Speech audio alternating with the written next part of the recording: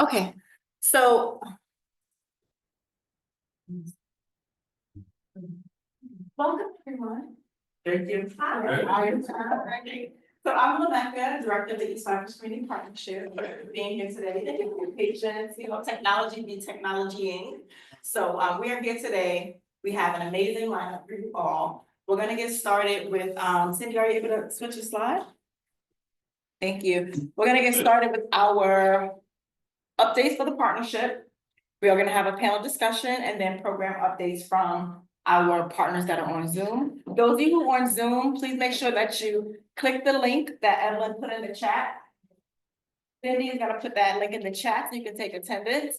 And those of you who are joining us for the first time, depending on how you answer the questions, it will allow you to kind of bypass it the next time you attend the meeting with us. So those of you who were here last time, we still need you to fill it out. It's a way for us to know that, the people who are here with us, that we can keep track of who's attending the meeting. And those of you who are here in person, you guys scan the QR code, so you guys are good, okay? Did you get to scan the QR code? Okay, cool, we'll make sure you do it. Thank you so much, all right. So, let's go to the next slide. Thanks, Cindy. So we have our week, well, it's not weekly, we did change that. We have our bi-weekly newsletter. It used to be weekly, but we have our bi-weekly newsletter. If you have any flyers or important information that you would like to have included in it, feel free to send the information to Cindy. I would recommend you send it to her, like if your event is happening, let's say on June 1st, you want to get to her like 2 weeks in advance so that she can have enough time to make sure that it's all covered. We do have a presenter form for those who want to present our monthly meetings. You can fill that out as well. We would love to have you present. And then we have a monthly in-person presentation form. So I think that's it right there. So if you scan that one, then you could take it. Yes. Thank you. You can come. Okay. Yeah. It's okay. We're shy. Got it? Okay. All right. Can you go to the next slide? No problem.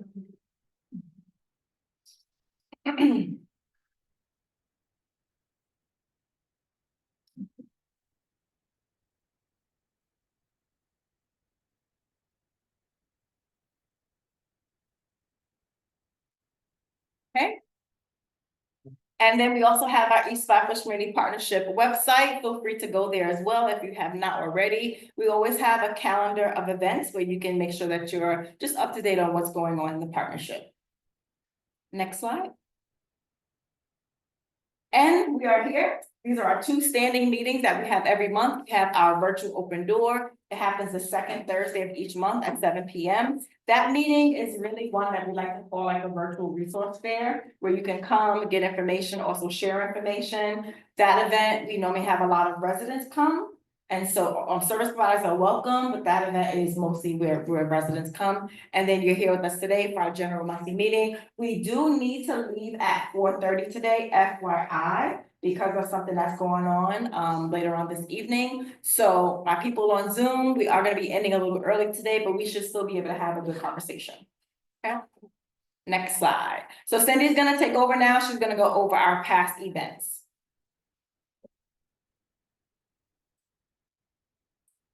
So,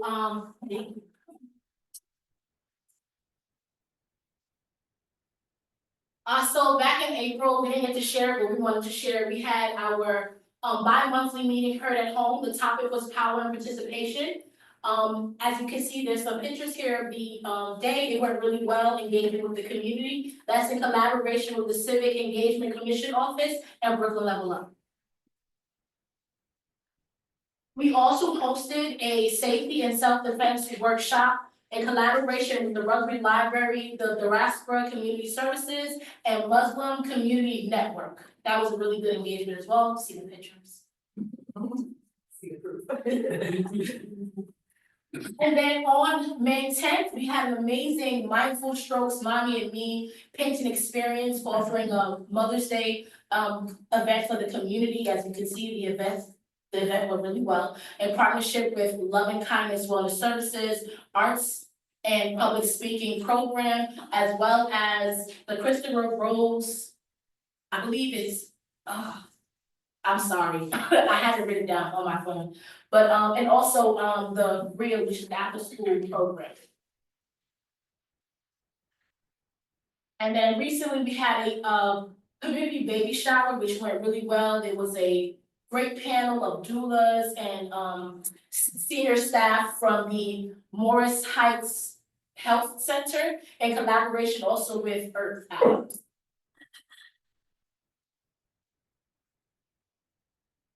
And then these are just some other events that we had, back at the end of April, we had a cancer awareness, You're Not Alone Facing Cancer workshop on April 3rd. On Saturday, May 3rd, we had Getting and Keeping Your Home, which was, a part of our permanent home, continuing our program home bi-monthly meetings. And then we also had a mental health workshop series that was facilitated at Mr. Brett Scudder. The name of his company is escaping my mind, but these two workshops was really great, engaging in the community and also offering to the community who may not have connections to mental health services. He was there to provide his services to them. And then Navigating Your Local Government, which is a series that's been going on. This one series was on the art of the follow-up that is facilitated by the Pastor Monroes. Pastor Monroes, who facilitated the workshop, that was on May 20th. They should be sharing the link of the recording soon, if you missed it. I think that's everything.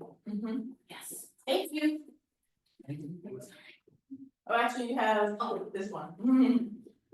Okay, so these are upcoming events. We're wrapping this up. This is a 5-part financial series workshop that's been happening starting in May and wrapping up this month. So the last workshop is this evening at 6 p.m. It's been really good, just engaging the community and teaching about financial, empowering them through the information that's been shared. We learned about credit, estate, what else, Omeka? Credit, estate planning, life insurance, things like that. Yeah, a lot of good stuff.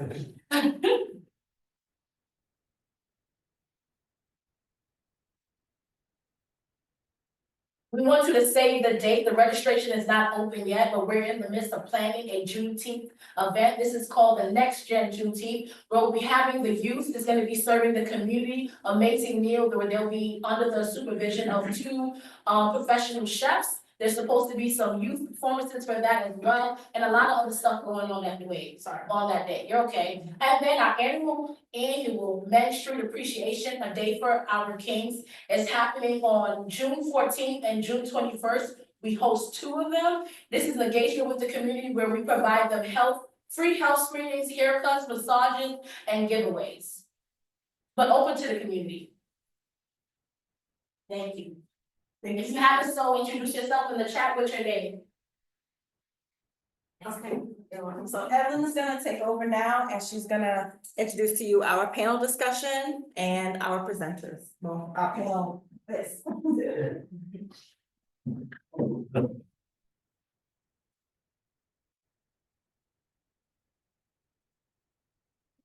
Hello everyone, my name is Adeline, part of the East Flatbush Community Partnership. So we will be starting off with our panel discussion. So what we will start off with, panel discussion will be on the listening to the silent cry of our community panel discussion.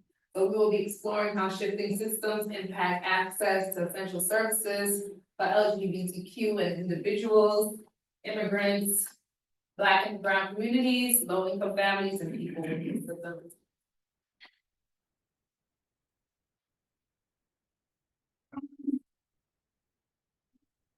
So we will be going ahead and introducing our panelists for today. So for our first presenter, please help me out. I don't like to mispronounce my name. Is it Jeremiah? Yeah. Got it right? Thank you.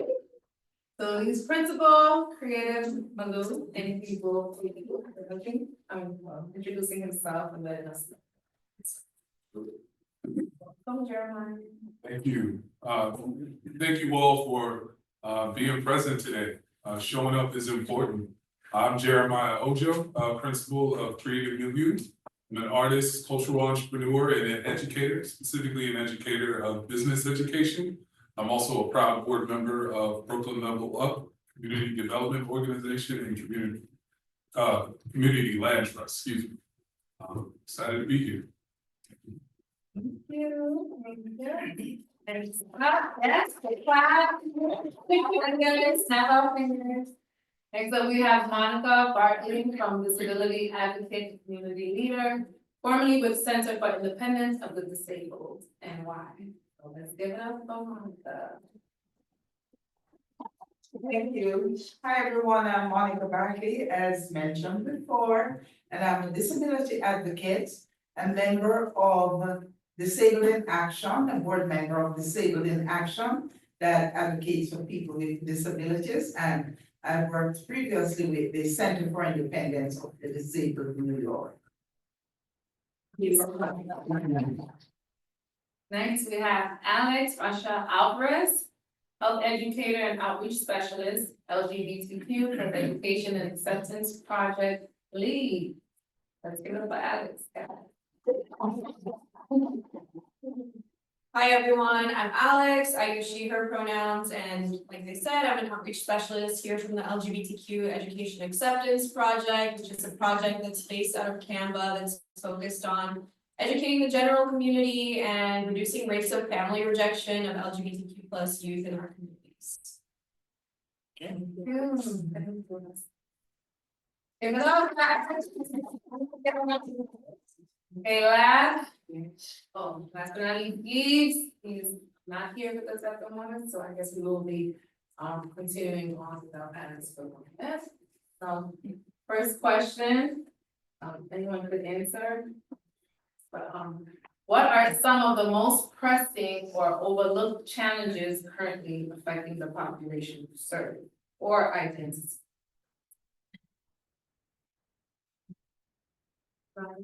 You want to guess and jump in? What are some of the most pressing or overlooked challenges currently affecting the population we serve? Well, I guess I can kick things off. One of the things that I recognize individually as a professional and an educator, particularly for aspiring entrepreneurs and existing entrepreneurs, is not just access to capital, but how to use and deploy that capital. A big part of the work that Brooklyn Level Up has committed to is creating incubators and accelerators for existing business owners and ones who are aspiring to start businesses on understanding the mechanics necessary for launching their business or growing their business. Because a big challenge that often comes with getting access to capital, loans, credit, etc., is having the proper business plan and being able to articulate your growth, your development strategy, along with potential opportunities. So part of what we created and partnered with the Brooklyn Library and a couple other community development organizations was launching an incubator that was focused on care, which centered on really understanding the needs of existing business owners who were overworked and unfortunately underpaid because they were pouring so much of their time and energy into their business, and connecting them with also aspiring entrepreneurs and successful entrepreneurs within the community, and creating kind of this mentorship-like relationship, having candid conversations and providing solutions. So one of the sessions that I facilitated was foundations for creating a solid business plan. There are 1,000 different ways you can, tell your story about your business idea, but what are the metrics? What are the motivations? What is the total addressable market? We had robust discussion around those things, along with inviting other business professionals to come in and share their highs, their lows, and being able to motivate the aspiring entrepreneurs and then offer some tangible solutions for existing entrepreneurs. So That's a big thing, I think, within our community, especially with our community being an immigrant community, primarily from the Caribbean. Statistically, we have the largest population of, or one of the largest unaccounted for populations in New York for successful entrepreneurs, and that being the Caribbean diaspora that moves here. Fortunately, because the statistics is lumped into a bunch of other categories, but the most successful entrepreneurs in New York are often accounted for in different categories, but Caribbeans actually rank 2 if it was separated from just being Black or minority. So that's something that we also need to stand on and recognize the strength and the success of being a predominantly immigrant community and the history of a success. Just a follow-up, do you see any of that capital or funding that for businesses being taken away? I know some offices have been removed completely, and now from what I'm hearing, some people feel like it's making it harder competitively wise for some of those fundings. Definitely. I mean, I think none of us here are blind to what is happening with our current political administration, and how that trickles down on the local level. The tensions around not just inflation that affects existing business owners and their products that they often ship and bring into the community, often fresh fruit and really cultural items that are integral to everyday life, but also the opportunity to grow business and having access to that capital because of these new restrictions around DEI or anything that is branded immigrant or Black. Unfortunately, all the foundations, nonprofit organizations that are granting have really pulled back on a lot of their funding mechanisms in order to, kind of step in tow with national initiatives that unfortunately hit our community the hardest. Thank you. I'll jump in. The disability community is a diverse community that comprises people who are physically disabled, people who are deaf, people who are blind, people with cognitive disabilities. So it's and I have not named all the categories, it's a very diverse community. So of course, the services that we require are diverse as well. Now, despite the legal protections provided by the ADA, we're still not able to get all the services that we need, especially here in Brooklyn, and I guess it applies right across New York City. There are problems with transportation, healthcare, education, and employment. And these are key areas that affect the lives and the progress of people with disabilities. And even more so now, where with this current administration, what we've seen is the threat to the benefits that will assist people with disabilities. For example, that bill which was passed last night have me wondering, as we all know, there's a threat to cut Medicaid, which many people, people with disabilities rely on for their medical services. The introduction or the loss of DEI also affects us in that it's more difficult now to gain employment. So there are a number of things affecting us right now. The matter of transportation, of course, the subway is not fully accessible. Although we had a lawsuit recently, and the MTA has decided to agreed to make the elevators 95% accessible by 2055. It's a slow process because we need the funding. So congestion pricing was introduced to assist with that. Now, I think yesterday or this Friday, some day like to that effect, is when we should stop congestion pricing, but thankfully the governor says she's not going to stop because we need that funding to help to move the system forward where we can get accessibility, full accessibility to the subways. And although right now there are a number of stations that are accessible, maintenance is a problem, maintenance is a problem. Because, well, we have a lawsuit against the NT for that as well, but it's 8 years now since we've had that lawsuit, and it's not going anywhere. So I just wanna pause right there to allow. I did have a follow-up question with that. Do you think that it's a lack of representation at the table where these decisions are being made? For example, I know that some people had some issues with the transition of like the home health aid transition that was happening in the beginning of the year. And the online process that they had to go through was not set up for people who are blind, one. And then they say they did was offering other languages, but when you called, nobody was available to speak in that language. So I'm wondering if there's no representation at the table where these decisions are being made. And which is why certain people are being affected the way that they are. Yes, that's a part of the problem, and that has always been the problem, as it relates to disability, where we're not at the table and we're consulted afterwards.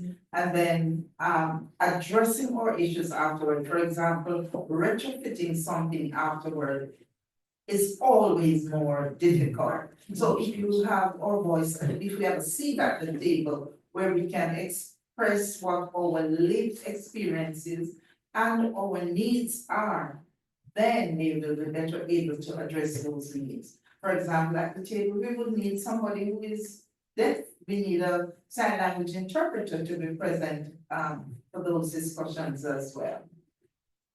That's where the problem lies. Thank you.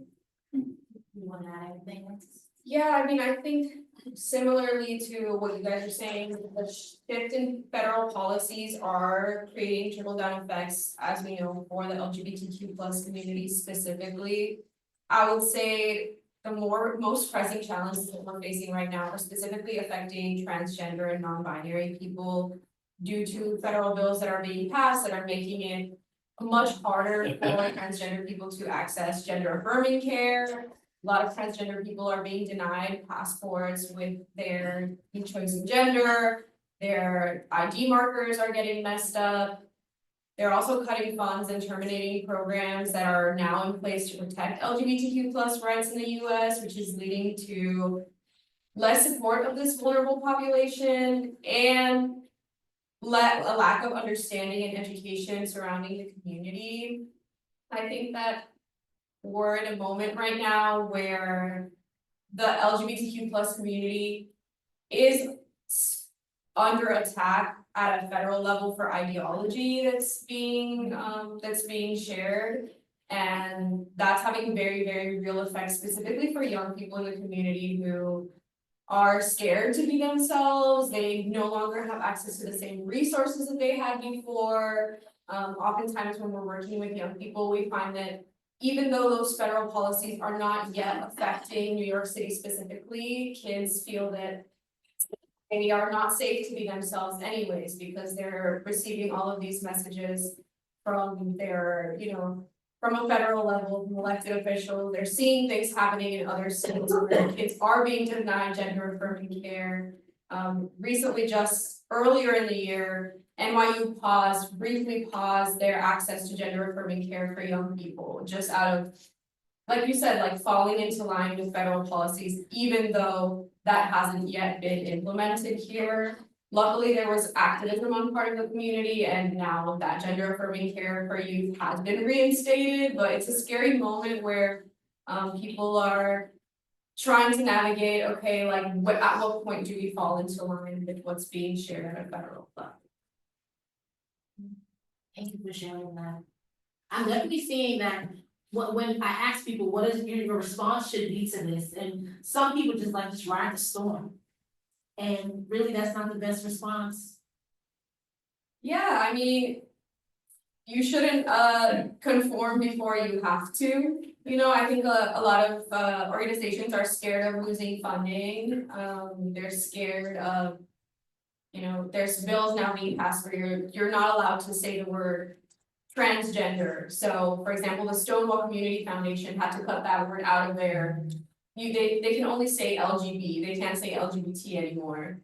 Because they're scared of losing funding. Which makes sense, because you need that funding to continue providing services to this population. But then how is that population even gonna feel safe coming to you for services if they don't see themselves represented in the website, if you can't even have the word transgender in your pamphlets and things like that, so. I think there does need to be a little bit more resistance, especially in the beginning. Thank you. Thank you, everyone. Next question?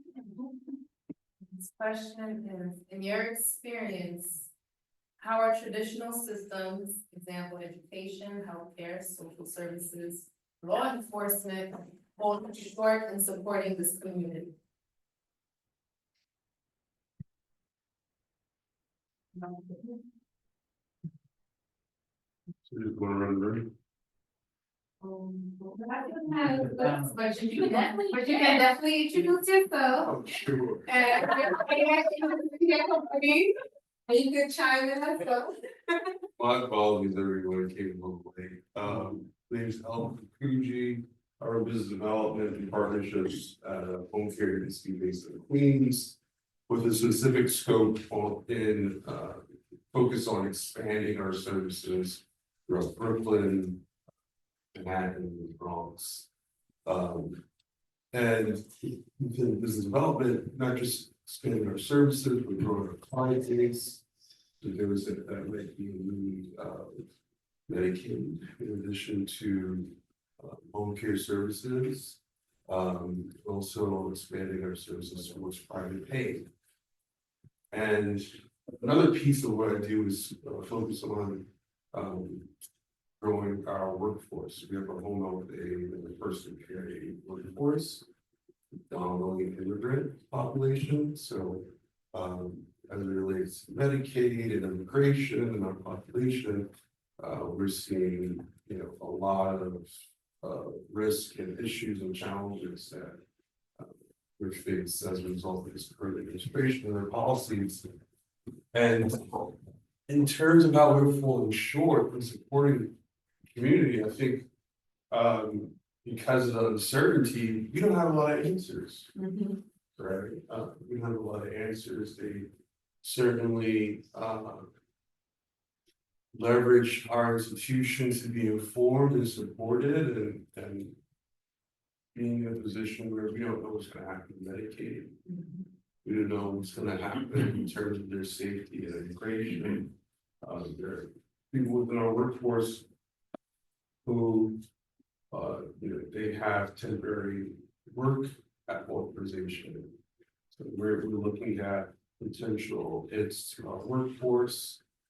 In addition to our client base, so it's really tough to support and to forecast and to plan and to sessional plan, and you kind of just really don't know what's gonna happen. And just, you know, today I had a meeting with our CEO and you know, look in her eyes and she's concerned, you know, she doesn't know what's going to happen. So, you know, if we're dealing with a situation where leadership is uncertainty, well, you know, what's going to take place, you know, how can we support our community? And so it's a very unsettling feeling. But, you know, I think I bring forth more institutional type of background where I'm trying to figure out how I can leverage kind of working at large corporations and working in finance. We can potentially support with non-traditional funding.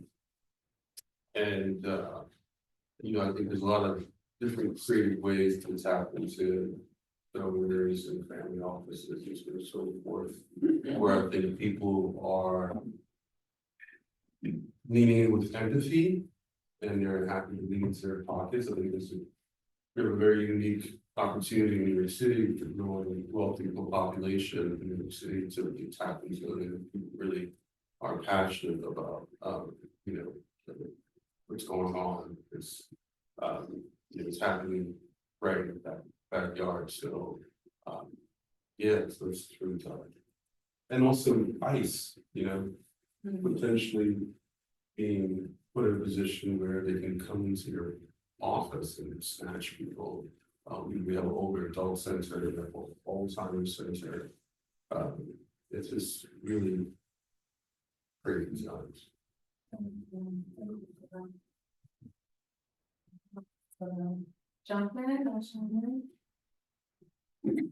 I think something that he mentioned about funding, like traditional funding mechanisms aren't built for this time. You know, it basically leans so heavily from the federal well.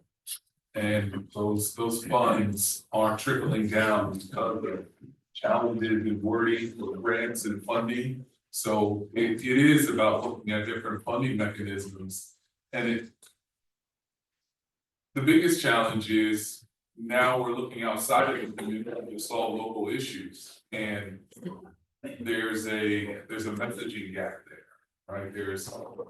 We're talking about a predominantly immigrant community that has a diversity of Americanness, a diversity of what it means to be a New Yorker or a Brooklynite, or, you know, so trying to explain the challenges of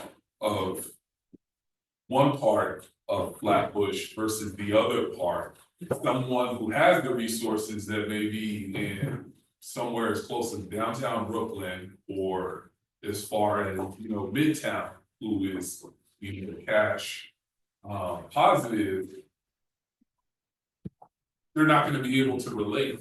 So the challenge with that is, how do we think about, you know, communal funding mechanisms and storytelling, the same way that, you know, we've been able to fund change in the past. You know, we've had elected officials, both local and national, who, you know, were able to affect change by $5 gifts in there. But there's this growing narrative that I have to have X number of dollars in order to contribute, or I even have to have dollars versus volunteering, because so much of what we need is that intergenerational dialogue. And one of the challenges that I see from a business standpoint within our neighborhood, and the diversity and intersectionality that's often left out with various communities, is understanding the history of how people have persevered through our communities. Because this isn't the first time that this has happened, but we see social services that support our older population. They're not being motivated to share anything, those lessons, because they can't pay their rent, or their heat bill is too expensive, or they're a legacy business that's been making patties on Flatbush Avenue for 30 years, but now rent is going up to where they can't afford to stay open. Or some of their employees are undocumented, and now they can't provide the same level of service or quality or volume to maintain what they've been providing for the last 30 years. So there's a nuanced depth of challenges that we're facing, and I think a lot of it, we need to retune our thinking into finding ways for us to solve our problems. Right? Because it's easy, especially because we look at New York, there's a lot of capital and resources and even knowledge that's here, but a lot of it is within our community. And if each one of our organizations gets our communities to commit to just buying more locally, if you go to Target, make sure the Target is in your neighborhood that employs people from your neighborhood, that fundamentally changes how capital is flowing. So thinking about little gestures like that versus always defaulting to, all right, federal policy has changed and now I can't provide for what I used to. Well, what are the different ways we can develop new habits to get new results? I definitely hear that, because you have people that would argue that the system is working exactly how it was designed to work, right? So it's not really fall short. That's how it was made to do, so, but then you're saying to address it, we can stop expecting to do what they're supposed to be doing, right? And just see how we can fill it in, and like you said, throughout history, we've always had, right, helping each other, where there's a lack, the community does do that themselves, protects itself in so many different ways. We're gonna have to be the dissenting voice, or at least bring to the table that there is so much happening in so many communities right now. This is about, right, like leveling the playing, we're trying, all the systems that were in place and that we've been fighting for ever are there because we've been fighting for equity. And now they're just withdrawing again, right, taking it back, and for us to sort of go back into, immediately like, well, how can I make this survive, my agency, how can I take care of my people? Again, divides us, I think is part of of what they're doing as well, right? It's part of what the system is made to do, it's just fend for yourself, take care of the disabled and forget, the business. Or forget the queer, right? Like so, and I think on the contrary, this should be also a major focus. That we need to continue to fight, that's what they're doing, they're really dividing us, and again, now that the resources are this big and now we're all competing for raising money. For our causes or individual causes, which are the same, this is all about very minorities and the most vulnerable populations, right, like out of the way and, so they can continue with whatever their agenda is, right? And so now we're all lumped together and now we're all dividing and scrambling for each other. So at this point, I have to say, I hear everything because all our communities definitely always fight for what we need and our families, our communities, we're gonna, move forward. However, this is the time to unify and fight back and say, no, you cannot take back. This is about, again, equity. This is about what we've been fighting forever. And, every 4 years, they're gonna change so drastically because, this is outrageous what's happening and we should be outraged.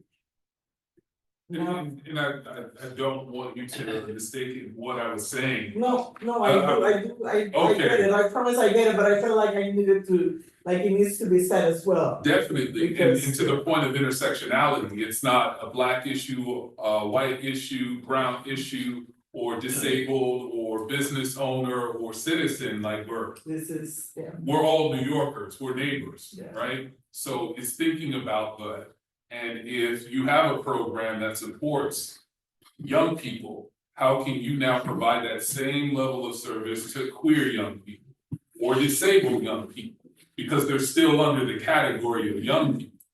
So part of it is, instead of saying, my organization provides this for this community, looking at other organizations and saying, what types of programs are there overlaps where we can now share whatever resources we have? And be able to storytell to say that this is what Flatbush looks like, this is what Central Brooklyn looks like. It's not just these keyword terms we're putting into these grant applications, but it's a broader spectrum of people who have fundamentally the same need and desire to thrive in a community.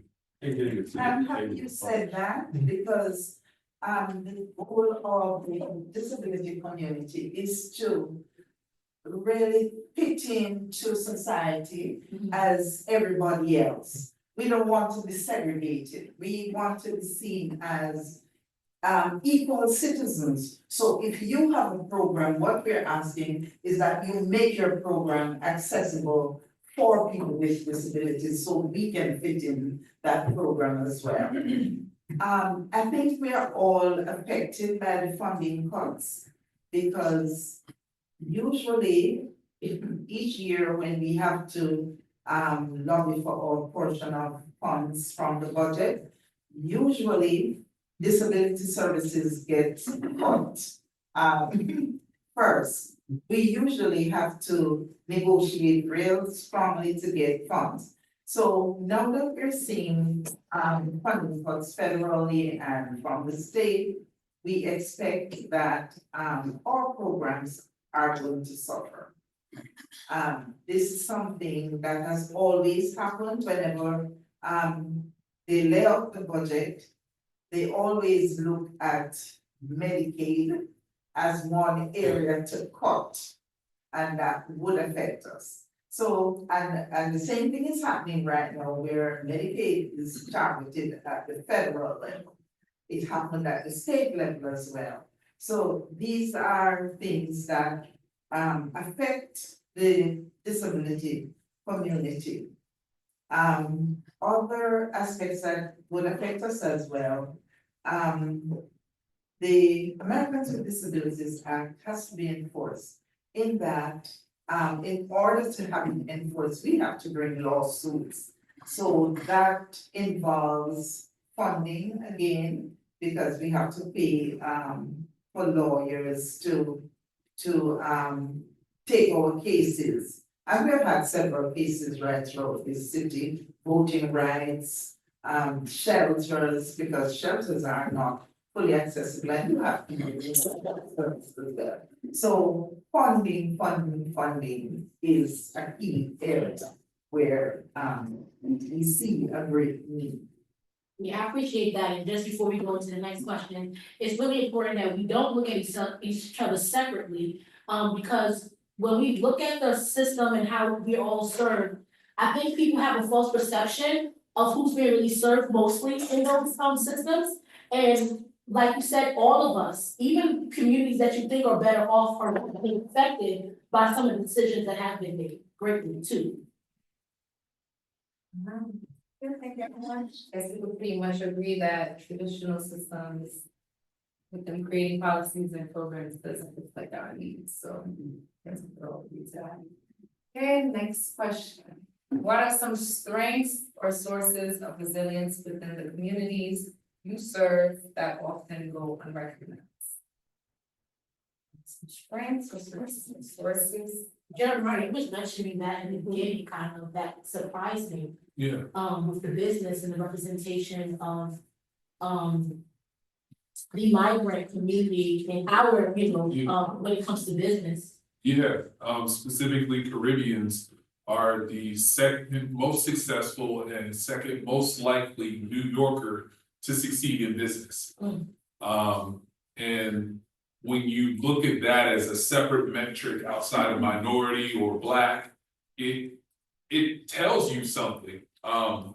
Policy should follow that. Like there should be more deployment of capital and resources to grow that. Especially where, there is a concentration of businesses that are very culturally specific and cater to the needs of the community. But again, to my point, the challenge is you have these legacy businesses that have been providing services for a generation and a half at this point. And because of rent instability and housing insecurity, a lot of these businesses are closing.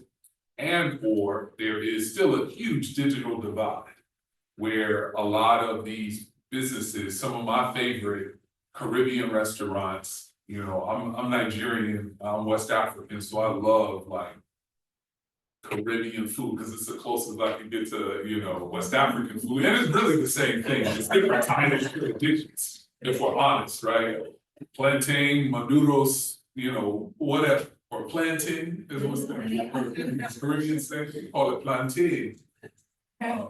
But the challenges with that is you find that these businesses don't have point of sale systems, so they're not really tracking the metrics of how many lunch specials they're selling. It's just something they've always offered to help the community that maybe can't afford a larger plate. They have a lunch special that's like $6, versus 12, but they don't know the cash flow mechanisms. And a big part of running a successful business is having that data to make new decisions, to hire maybe someone who could run a point of sale system or help with accounting or even social media. So many of these businesses, again, they're older individuals, they're near retirement, and some of their kids or family members aren't interested in running the same industries, but there are other entrepreneurs or those with resources who say, hey, I want this business to continue to live. What support do you need? big challenge there is shame. It's like older folks don't wanna say, I don't know how to use Instagram. Right. I don't know how to use, XYZ platform. Or may not even have access to internet beyond their phone. That's still an issue within our community that we really just don't talk about, especially for our aging generation or our older generation.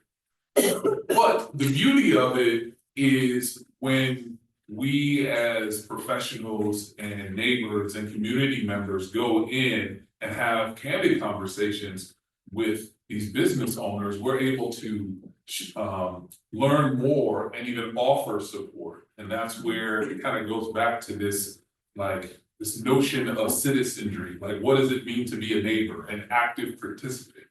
Not, speaking at a community board. Yes, that's good, and there's a place for that, but what ways can you talk to your everyday purchase or your purchases, like the people you actually spend money on, like the corner store to, the Dollar General or whatever that is, to understand like what is behind me giving these $2, that makes a fundamental difference. So a big part of the strength that I see within our community is that it's much more close knit, right? There's a lot of talk, there's a lot of gossip, but refueling and retooling some of that conversation to be generative, like what ways can I support you today?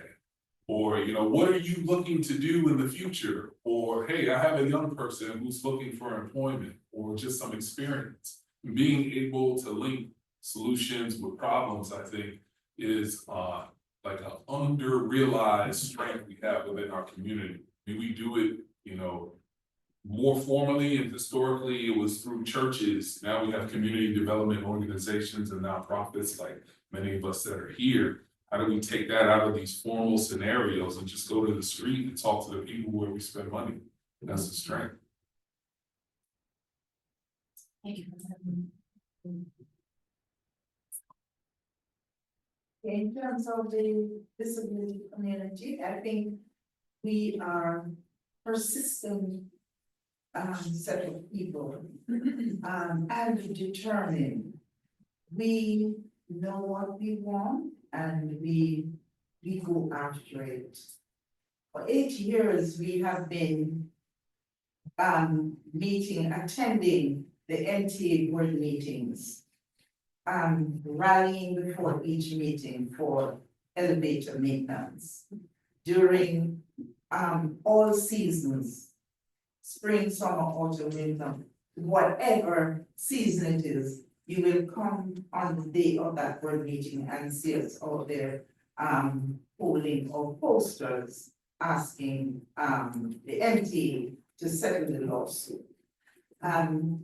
We show up at the city council hearings whenever they have an issue that relates to us, and we're really very determined. If there is something that needs to be changed, we will go to the city council or we will meet with our legislators. And no matter if it's early in the morning that we have to go to Albany to do that, we do it. So it's a community that is very determined. We know what our needs are, and we're not just going to allow ourselves to be excluded from society. We fight for inclusion. And when we do it, it doesn't just benefit us as people with disabilities. If you look at the curb cuts that we have out there, how convenient that is for somebody who is pushing a shopping cart or who is pushing a baby stroller. So when we do get these changes, it is not just for us, but it benefits the entire community. The subway elevators that we have gotten many times, I've been there and see people looking so tired and, dragged down, and they're at the elevator waiting. And I sit back and I say, all those days I sat in that snow and fought for that elevator before the courts, it was not in vain. So we have that determination, persistence, and resilience. We fight for what we want. That visual, understanding how we can't look at ourselves separately, because like you said, how you fought for something that we're all benefit from and not even looking at it like that. Thank you for that. Appreciate that. Great, I also want to jump in the chat, and some people are just saying very relevant dialogue, great information sharing, and it's a wonderful and very necessary conversation. We have a question. Do you, have you gotten in touch with, Christopher Grife, or you know Christopher Grife? Yes. Cause he's on the, He's the there, Rally yes, Council. yeah, he's there every meeting. Yeah, 'cause he's on the Always side. there. And his mother as well. Yeah, that I think something that you said, Monica, that you're probably sitting with all of us is this realization that all of our struggles are so interconnected. Yeah. And when there's gains made in one community that like affects everyone, because it's not like people in the disability community aren't part of Black and brown communities, aren't part of queer communities. We are, and I think that when we're talking about like the LGBTQ plus community specifically, it's very similar, that strength and resilience, because just like disabled people, we've always existed.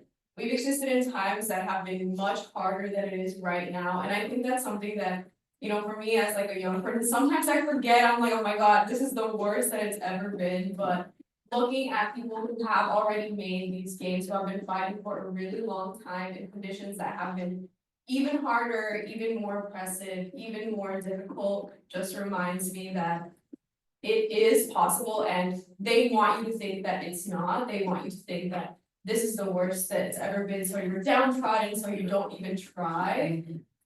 Even if it takes 8 years, it will get there. I think when I think about the LGBTQ plus community and the strength and resilience that inspires me as a young person, I think about, specifically in New York, I think about ACT UP. I think about how many people in the community who are not queer, who are not trans, got involved because they saw their neighbors passing away from AIDS, not all of whom were part of the community, some of whom were, you know, struggling with substance abuse, some of whom were sex workers or, you know, whatever else, and they gave us this, ACT UP gave us this beautiful coalition-based model which said, hey, like you might not be part of this community, but I know that this affects your neighbors too, like how can we come together and recognize that when we're fighting for the rights of one people, we're fighting for the rights of ourselves, and because the truth is, like, any of us could become disabled at any point. Any of our neighbors could become disabled at any point. When we're putting these structures in place to protect our neighbors, they're protecting us as well. Any of us could have a child who's queer or trans. Just because it's not relevant to us right now doesn't mean it won't be in the future. And I just think it's a really beautiful reminder of that. Thanks. Yes. I was gonna share one source of resilience within the community that I don't think was recognized because they don't often market the impact they do, the impact they have on the services we are faith-based organizations. Many pantries that I've seen give out food to oftentimes my assume who might be the pantry, but nowadays you can see people who look like middle class individuals, income individuals at the pantry, and it's really just unfortunate that people are losing the SNAP benefits, people are losing housing vouchers and access to Medicaid overnight with no with no alert or no world warning. And it's scary, and the churches, the faith-based, well, I guess we're talking about that afterwards, I didn't see that one. But yeah, the faith-based organizations are doing amazing work in a lot of communities, and I think they certainly should go on. Definitely, we were hoping to have a representative today to speak on that. And you definitely even seeing it now, especially I believe, during COVID, right? That you saw more, looking at how much they support the community, and now you're seeing them even get more funding, to do more what they do already when it comes to those faith-based organizations that serve our community and been here forever. If you ask somebody about our community and ask, what do you see they're gonna say churches, right? There's one on every block usually, so, yeah, thank you for that. Because a lot of them end up being co-developers that have been a part of a lot of these RFP conversations around community land trust. And a lot of them play a role in community development because a lot of the funding, sometimes in order to get certain contracts, they have to have a faith-based organization or nonprofit organization associated with their contract. So it's yeah, they play a very unique role and certainly an opportunity for them to do more work, especially when it comes to urban planning and design and so forth. Yeah, appreciate it. Thank you, everyone. I'm keeping a track of time, but next question, how can service providers, faith-based organizations and local leaders show up more effectively for these populations?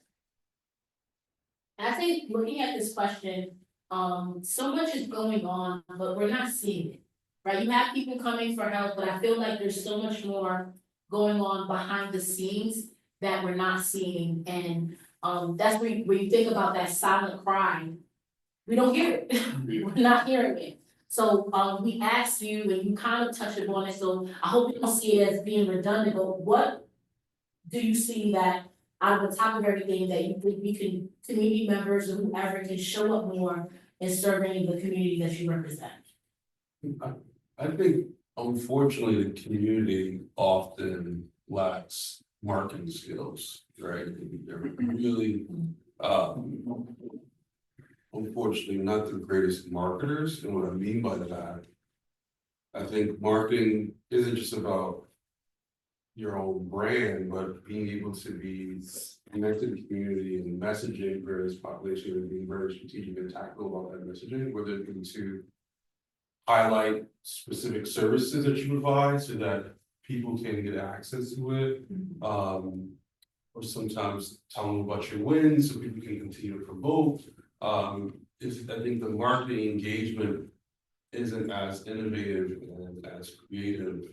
And oftentimes they're not really leveraging marketing tools and social media tools, and the fact that large corporations like I've worked with Facebook, Twitter, they actually have a lot of programs where they actually can give you free advertising credits to increase your engagement and outreach to the community. You just have to know someone and they can give you don't have to pay for it. So there's opportunities to leverage technology and social media to be very strategic and tactical about your outreach with and since very specific demographic populations. So population within very specific targets in various populations. Thank you. I make sure that Julia, can you speak? Hi, can you hear me? Yes. Hi, good afternoon, everyone. Just wanted to chime in on this part. I've worked and, been around the Crown Heights community, East Flatbush for many years. My family lives over there. I'm part of District 79 Adult Education, and we provide supportive academic services through English as a second language and GED. Now, in terms of marketing, like I'm an outreach coordinator, that's what I do. And over the years, I feel like it's time to, and I agree with you, and change how we market. And I don't think it's so much as to teach, but to change how we tell people about our services. Because from what I've observed, the Caribbean community especially, they're not receptive to paper marketing or even Instagram marketing, as so many older adults, the younger too. So I think a way to just reapproach that work of marketing and selling, and this is both for nonprofit and for businesses, is to see the community in 3 separate parts, because the younger community is way more receptive to the social media. And then you have the middle-aged community where they're more, blue collar, working, home health aides, construction. you can tell them, but they're not going to act. And the older community, as we know, with the limited technology skills. So you really have to like split the challenge into 3 separate parts and treat them in their own separate boxes. And from what I've observed also, especially in our adult education program, you can talk till you're blue in the face, but our community, as one gentleman alluded to earlier, we're academic focused. We prize education. So if you don't have a credible messenger in that academic space, because I've literally seen our English classes go from 10 to 25 because we had a competent teacher that not only understood the content of delivering the English, but also how to deliver it in a way that someone that is new to an urban setting can receive. And we can have great marketing bells and whistles, but we have to acknowledge the lived experience and what they're coming into. And another lady alluded to, we're very goal oriented. If we mean to do something, we will do it. So a lot of times the community knows what they want, but, and I'll say it because I have Caribbean heritage, pride is something that we have to confront head on, maybe like a soft confrontation, but also make sure we have credible, knowledgeable next steps to take. And in terms of just revamping how we deliver services, it will take some little grassroots knocking on doors, making phone calls. I know for my summer outreach, that's what I'll be doing, because especially with, we can't deny the migrant crisis happened, and it is disturbing some lives and communities to find out exactly where they're at right now. Because it's a moment by moment thing sometimes. It's a day-to-day thing, a week-to-week thing.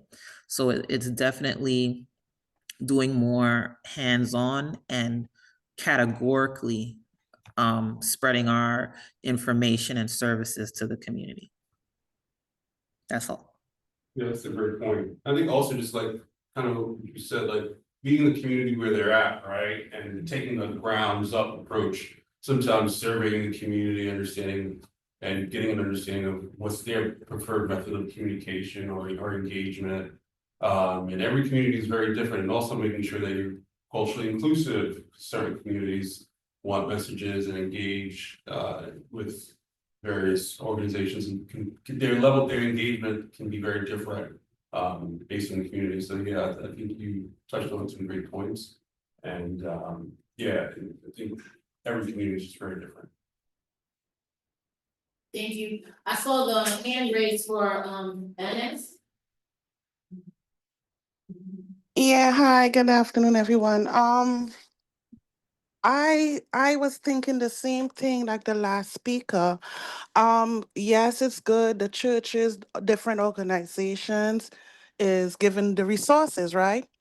But instead of just having the resources, people go to it, the resources come to them. What I mean by that is the same way we do campaigns, right? Where the politicians go door to door knocking, stuff like that. Why not get the folks involved more? People wants to know more, but people are scared to speak up. But when you have like an event, meaning like blocks, I don't know what other block parties look like these days, but my block on a couple blocks around me do not have a block association like back in the days, right? So where they'll have the events, they'll table at the events, and folks will go to that. That was a thing back in the day. When you're having a block party, you have the mixture of all the different cultures, the diversity, the seniors, the youngsters, right? But I noticed like when we're doing campaigning and I see like some of the churches do come around, people, they're tired because they said, well, oh, they probably just want our vote or the church just want us to come there, right? Me as a mom, as a resident, I found it so great to find the resources, but I will come to these meetings when I have time, but that's me. right? But you have other folks who get so wrapped up or so busy, or you have the young fellas who's always hanging on the block. There's nothing for them to do, or they feel like they are a left behind culture, right? So I'm listening and I'm like, but what could we do different? What is different? Every year it's the same thing, right? I got involved with a Medicaid campaign 2 years ago. I've been to Albany, Washington, and this is good. But when I bring that excitement to my neighbors, some of them they don't know it exists, or they might see something on TV, right? So it's just something in my head, like I always wanted to do this block thing, but I'm just one person. But with organizations, with political leaders, with churches, doing like a block to block type stuff where they could have that and interact with the folks, even the folks who are shut in, they are people too. So thanks for hearing me out. I just wanted to share my mindset about bringing the resources to the people, not just an in-person meeting or, these other event spots. Thanks. Can move to the next questions, because of time. We got one more question to go? Yeah, because of the time. So I guess we'll try to make sure and real quick for the last question. So if you had the ear of policy makers or funders right now, what would you ask for on behalf of the communities you represent? If you had the ear of policy makers or funders right now. On the chat, they wrote in caps, childcare. Yeah. I have something that I didn't mention before, but I think it's also a point of access, visibility, and better resource allocation is public space. Like there isn't enough communal public space in Central Brooklyn. I mean, there are certain parts where there are community gardens and spaces where you can gather, but Flatbush is like a heat island. And there's not enough green space for young people to play, and there's not enough space outside of like ingress, egress, moving to and from trains or businesses where people can congregate, laugh, do foolish things during the summer with old people watching. That is what a community should have. And we look at other communities that are better connected, and it's because they have a central square or a green patch. Now, granted, yeah, we have Prospect Park, but we know the challenges that come along with a giant park that separates communities that have different needs, right? So having more smaller public spaces that are green spaces that are shaded, that allow more people to relax, that are safe for children to play, I think is really important because it will bring that intergenerational dialogue and communication much easier. Having a flyer in the center of the square or posters or an event, people will walk by, what's happening? Who's here? Questions will arise and action can happen. So that's what I would ask policymakers. Two more. I think I would ask, policymakers and funders to ensure that the community has a seat at the table, right? Because I think the needs change, the needs shift. And to have someone who's actually on the ground to provide them with that insight and be a part of the decision-making process is very. There's some in the chat. Dr. Vanessa said youth development. Julia, of course, childcare, but a lot of adults want to go to school, but their childcare needs are not met. Well, from the disability community, we would ask for access and inclusion. For everything that you're doing, just think about what the needs of a person with disability would be so that we are not left out. And I'm not just talking somebody in a wheelchair as myself, but all the different types of disability. Thank you so much. Thank you, all of you guys, for the questions and the answers. It was very informative. So now we'll wrap things up and pass it over to Rebecca. Thank you again, guys. This was amazing. Yes, that was a great conversation. Thank you, everyone. We're gonna transition now to our program updates. So let's start from people who are on Zoom. If you guys would like to share anything happening in your organization, you have any upcoming events, you can feel free to unmute yourself. And we'd love to hear from you, and then we'll get our in-person attendees if you want to share more about it. So feel free, unmute. I'll go first. Sorry I'm late, actually. We actually had a district event where we were sharing best practices. The work of adult education goes on across the 5 boroughs, and we service 16 and up. But just want to give an update. First, I'm working with our CTE department with DOE. That's Career and Technical Education. We're going to try to put together a career and technical education workshop, hopefully in July. And this will allow professionals in the community that may want to teach for Department of Education, whether it's for children or adults, hopefully adults, so we could get some culinary training in the community. It'll just be a workshop as an overview of the pathways. There are a lot of different pathways to become a licensed DOE teacher so that you can share your knowledge with the DOE community through the classroom. So soon as I put the finishing touches on that workshop, it will be virtual. So if you know of any professionals that want to work with children or adults, definitely let me know. I'll leave my email in the chat. Also for adult education, we're going to be bringing a GED program to Parkside Prep. That's at 655 Parkside Avenue. This is going to be an evening GED class. So if you know any working adults have time at night, want to finish their schooling, you can actually walk in. The Mega Evers after school program, they are collecting names and contact info for those that are interested. And we will be starting our summer classes Thursday, July 10th. So I'll leave some flyers in the chat. Feel free to post and share. Thanks for this meeting. I'm hoping to be there in person. Thank you. For record, last time you knew. Hi. Thanks, Julia. Anytime. All right, who's next?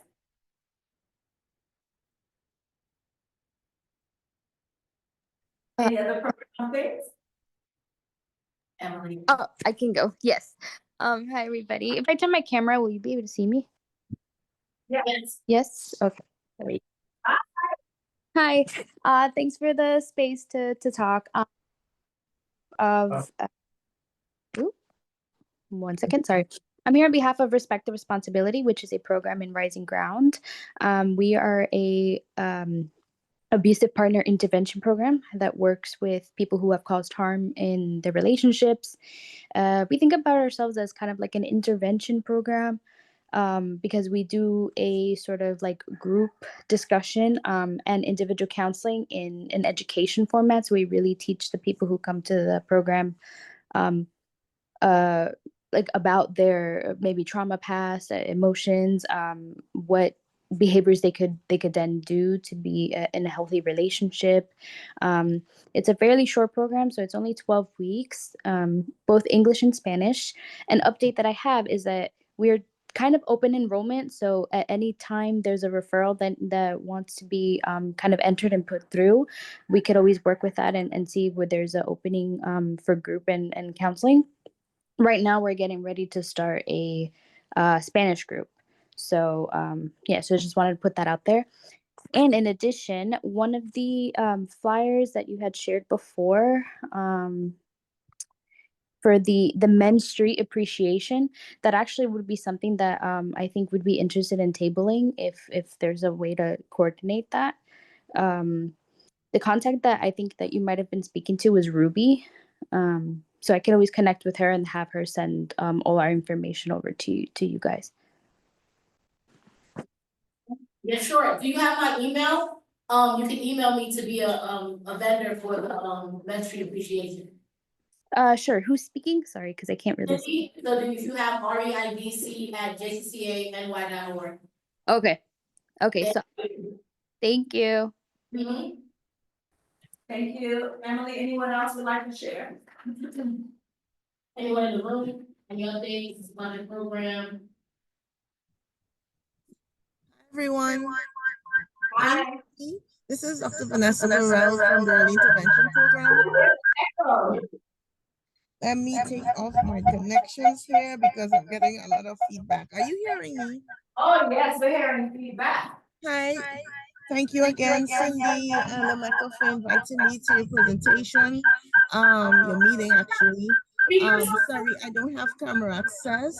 I just wanted to remind you that we continue to have our parent presentation, Sub-Village to help children reach their full potential. Our parent presentation is online, it's for free.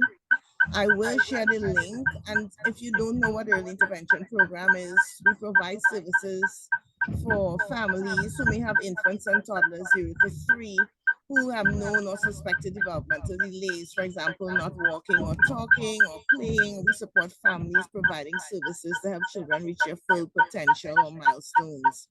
So we do have these parent presentations 2 and 3 times a week and sometimes on weekends. It's an evening presentation, so it starts at 6:30 in the evening for just 1 hour, and sometimes on Saturdays at 11 a.m. and 6 p.m. This is a great opportunity for families, providers to jump on, get information to help these young New Yorkers to overcome some of the challenges that they may have. I will put the QR code or the link in the chat. Is a SilverMonkey self-registered link, so families could choose what day they want to come in on this presentation. Our providers answer any questions that they have, and the information shared is tailored for families in the language that they will understand and appreciate. So I'm going to share the information in the chat. That's all for now. Thank you. Okay, Ms. Vanessa, it was really hard to hear you. There was a lot of feedback, but you can definitely put it in the chat, okay? Thank you so much. Anyone else would like to share program updates?